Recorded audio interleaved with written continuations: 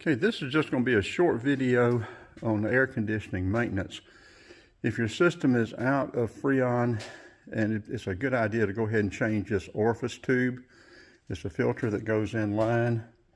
This is a 2000 Chevrolet Express van, and a lot of people do not know where it is, but it is right inside of here.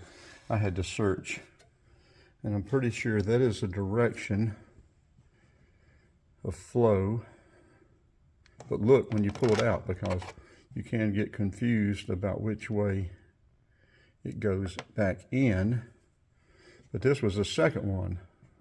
I had to, after servicing, after replacing the dryer, I had to go back in and remove the dryer to replace the water shutoff valve on this van. So I replaced it again, and it needed it again. So that worked out just right. But that's the orifice tube replacement area.